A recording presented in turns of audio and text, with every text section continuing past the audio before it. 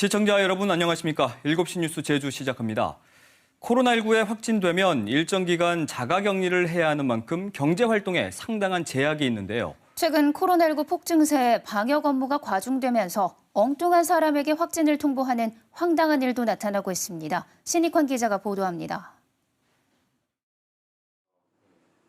제주시에 사는 임모 씨는 지난 3일 자녀의 병원 진료를 위해 서울을 다녀온 뒤 제주공항 선별진료소에서 진단검사를 받았고 다음 날 양성 판정 통보를 받아 자가격리를 했습니다.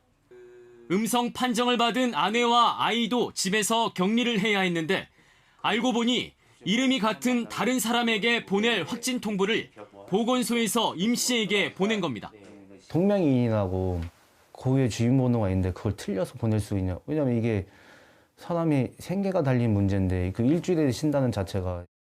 자영업을 하는 임 씨는 자가격리로 생계에 적지 않은 피해를 봤는데 실제 확진된 건 아니어서 생활지원금도 받지 못하고 있습니다.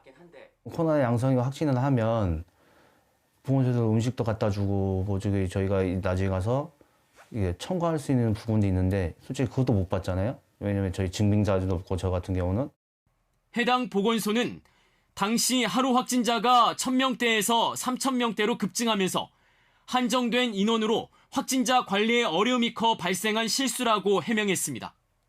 제주도가 임 씨에 대한 생활지원금 지급 등 구제책을 검토 중인 가운데 제주시는 보건소 업무 지원을 위해 지금까지 소속 공무원과 중앙부처 공무원까지 200여 명을, 서귀포시는 300여 명을 파견했지만 업무 과중은 좀처럼 해소되지 않고 있다는 입장입니다.